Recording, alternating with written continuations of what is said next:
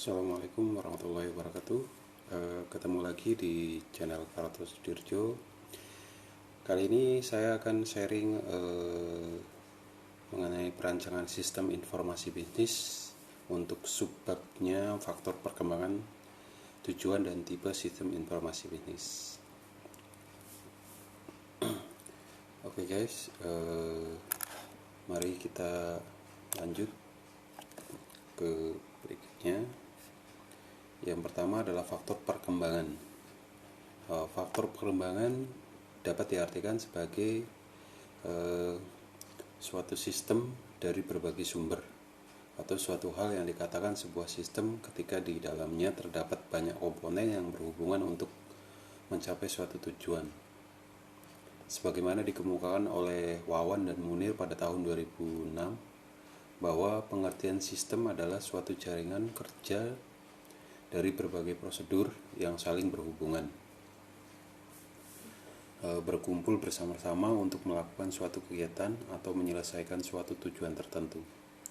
Pengertian lain dari sistem adalah kumpulan beberapa elemen yang berinteraksi untuk mencapai tujuan tertentu. Selain itu, dari yang dijelaskan di atas, komponen elemen yang berinteraksi untuk mencapai suatu tujuan tertentu adalah komponen-komponen yang ada pada suatu sistem juga saling bergantung satu dengan yang lain, serta komponen-komponen tersebut terlihat sebagai suatu kesatuan yang utuh dan memiliki kestabilan.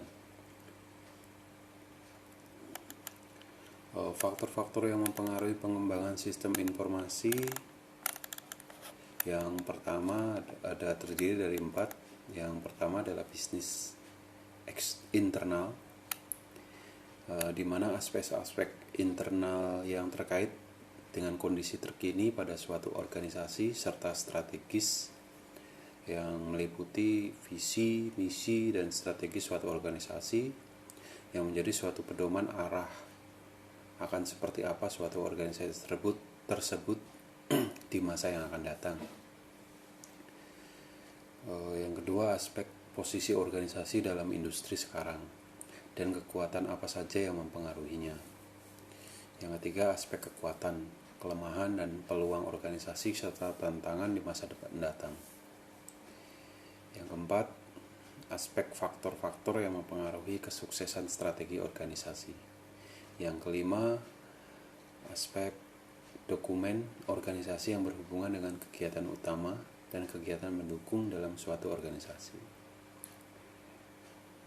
Faktor-faktor yang mempengaruhi pengembangan sistem informasi yang kedua adalah bisnis eksternal, di mana merupakan aspek-aspek di luar organisasi yang dapat mempengaruhi strategi organisasi. Misalnya aspek politik, kebijakan suatu pemerintah, peraturan perundang-undangan, atau juga aspek-aspek ekonomi, misalnya persaingan dalam industri, tingkat permintaan dan penawaran, tingkat inflasi, keuangan. Yang keempat adalah aspek sosial, yaitu misalnya hubungan dengan kepercayaan mitra kerja. Yang keempat, aspek teknologi, contohnya perkembangan teknologi yang seperti sekarang ini berkembang pesat. Kalau kita tidak bisa mengimbanginya, ya kita juga tidak bisa bertahan. Faktor yang ketiga adalah internal teknologi, yaitu kondisi sistem informasi atau teknologi informasi saat ini yang digunakan dalam mendukung kegiatan operasional organisasi, yang meliputi struktur organisasi, sistem informasi atau teknologi informasi, dan sumber daya dalam hal sumber daya manusia. Portofolio aplikasi sekarang, misalnya maksudnya adalah aplikasi yang telah dimiliki organisasi dimasukkan ke dalam portofolio yang berguna untuk mengetahui kondisi teknologi informasi pada organisasi sekarang. Yang ketiga adalah pemetaan proses bisnis ke dalam suatu model yang menggambarkan arus informasi yang terjadi dalam kegiatan bisnis organisasi. infrastruktur teknologi informasi seperti hardware, software, dan network atau jaringan. Berikutnya adalah manajemen informasi atau pengolahan sistem informasi dan teknologi informasi yang telah dan akan dimanfaatkan oleh organisasi untuk mendukung tercapainya sasaran bisnis. Faktor yang keempat adalah external technology, yaitu perkembangan teknologi informasi terkini dan tren ke depan. Misalnya tren teknologi informasi bisa dengan mempelajari tren teknologi yang tengah berkembang, yang khususnya bisa diterapkan pada kegiatan bisnis organisasi. Yang kedua adalah teknologi yang sedang dipakai oleh pihak-pihak yang terkait dengan kegiatan bisnis organisasi. Berikutnya adalah peluang dan kemungkinan penggunaan teknologi untuk keunggulan di masa mendatang.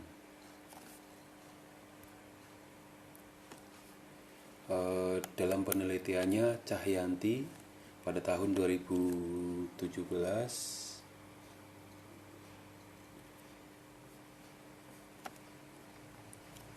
dengan judul Faktor-faktor yang mempengaruhi perkembangan usaha kecil sektor industri pengolahan di Kota Malang, menyatakan bahwa kualitas sumber daya manusia, sistem produksi, sistem pengolahan keuangan, strategi pemasaran, sistem kemitraan, serta kualitas infrastruktur dan regulasi. Faktor yang berpengaruh positif dan signifikan terhadap perkembangan usaha kecil adalah sistem kemitraan.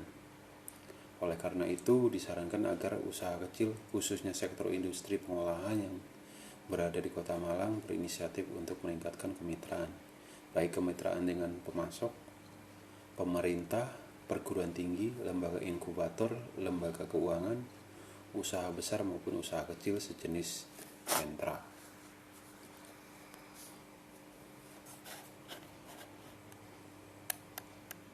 Berikutnya adalah subbab untuk tujuan. Tujuan dari sistem informasi dapat diartikan sebagai pengolahan data dan informasi sebuah organisasi dapat menyeluruh, terintegrasi, terpadu, dan menghasilkan informasi cepat dan akurat.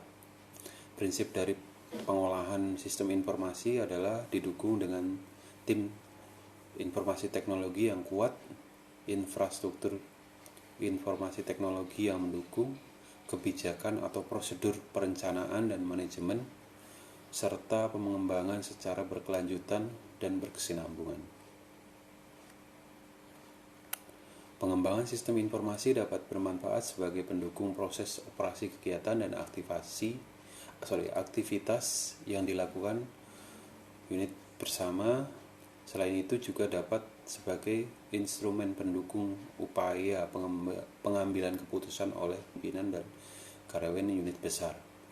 Harapannya dapat dibuat suatu strategi untuk keunggulan dalam berkompetisi.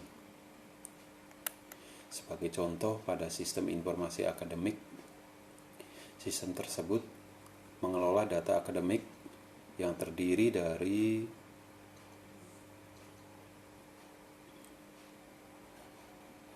proses pendidikan, penelitian, dan pengabdian masyarakat.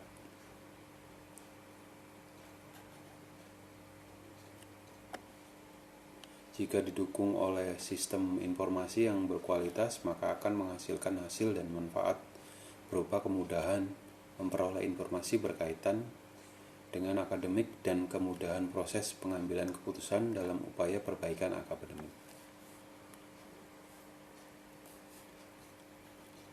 Menurut Sanfreni pada tahun 2019,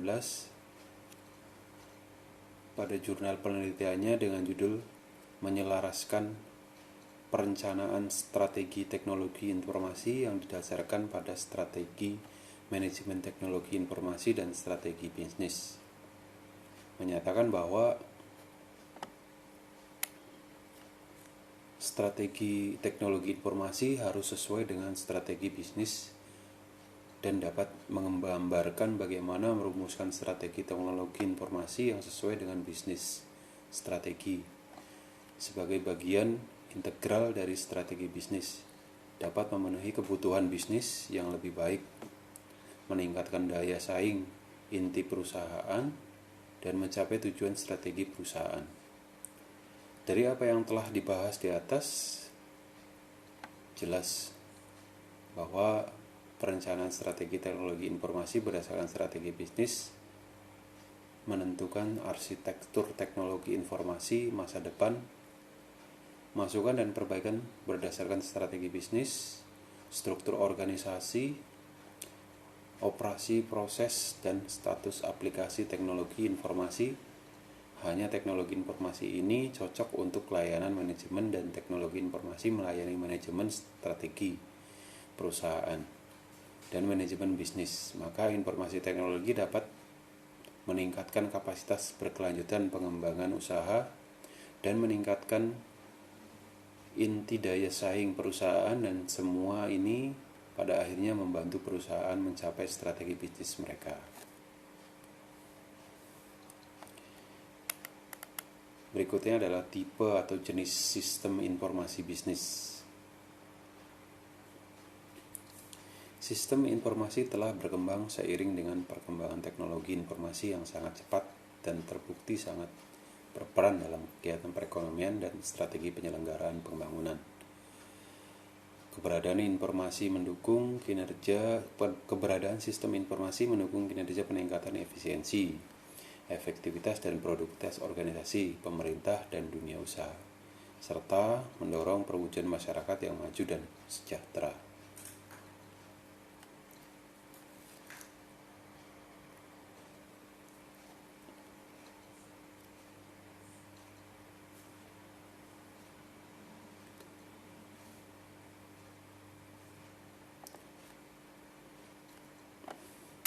Sistem informasi yang dilihat dari sudut pandang fungsional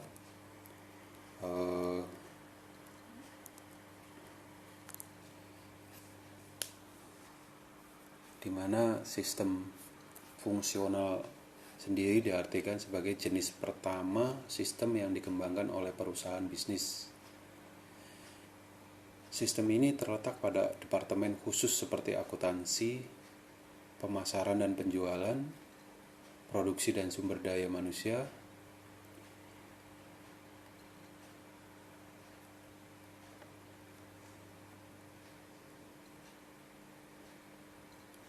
kita telusuri lebih jauh mengenai sistem penjualan dan pemasaran. Sistem penjualan dan pemasaran membantu manajemen senior untuk mengawasi pergerakan yang mempengaruhi produk baru dan kesempatan penjualan, mendukung perencanaan untuk produk dan jasa yang baru, dan mengawasi kinerja pesaing. Sistem penjual dan pemasaran membantu manajemen menengah dengan mendukung penelitian pasar dalam menganalisis kampanye perilaku dan promosi. Keputusan penetapan harga dan kinerja penjualan. Sistem penjualan dan perilaku membantu manajemen operasional dan karyawan dalam menempatkan dan menghubungi pelanggan yang prospektif, melacak penjualan, memproses pesanan, dan menyediakan dukungan layanan pelanggan. Jenis-jenis sistem informasi terdiri dari 4, yaitu sistem penjualan dan pemasaran, di mana fungsi penjualan dan pemasaran bertanggung jawab dalam menjual produk atau jasa organisasi.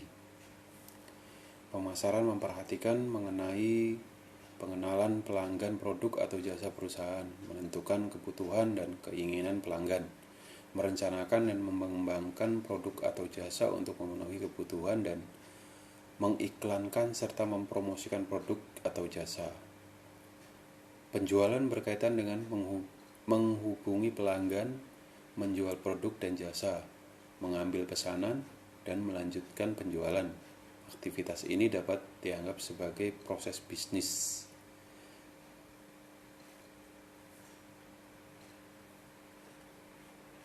contoh sales dan marketing informasi sistem adalah yang mendukung proses bisnis ini. Yang kedua adalah sistem manufaktur dan produksi. Fungsi manufaktur dan produksi bertanggung jawab untuk benar-benar memproduksi barang dan jasa perusahaan. Sistem manufaktur dan produksi berhubungan dengan perencanaan, pengembangan, dan pemeliharaan fasilitas produksi. Penetapan sasaran produksi, pengadaan, penyimpanan, dan ketersediaan bahan produksi, dan penjadwalan peralatan, fasilitas, bahan baku, dan tenaga kerja yang dibutuhkan untuk membentuk produk akhir.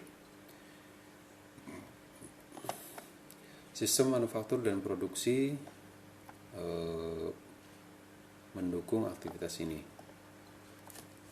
Yang ketiga adalah sistem keuangan dan akuntansi. Fungsi keuangan bertanggung jawab mengelola aset keuangan perusahaan seperti uang tunai, saham, obligasi, dan investasi lainnya. Untuk memaksimalkan pengambilan atas aset keuangan ini, fungsi keuangan juga bertanggung jawab dalam mengelola kapitalisasi perusahaan.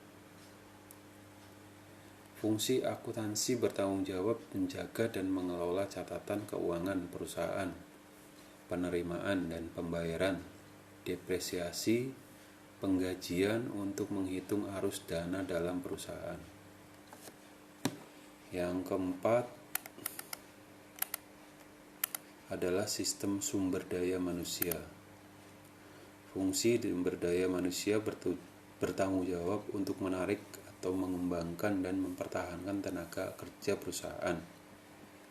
Sistem informasi sumber daya manusia atau Human Resource Information System mendukung aktivitas seperti mengenali karyawan potensial, menjaga catatan lengkap mengenai karyawan yang ada, dan menciptakan program untuk mengembangkan bakat dan keahlian karyawan. Sistem sumber daya manusia membantu manajemen senior mengenali kebutuhan sumber daya manusia untuk memenuhi rencana bisnis jangka panjang perusahaan. Manajemen tingkat menengah menggunakan sistem sumber daya manusia untuk memonitor dan menganalisis perekrutan, penempatan, dan kompensasi karyawan. Manajemen operasional menggunakan sistem sumber daya manusia untuk melacak perekrutan dan penempatan karyawan perusahaan. Sekian, mungkin itu saja sharing dari saya. Mudah-mudahan bermanfaat. Assalamualaikum warahmatullahi wabarakatuh.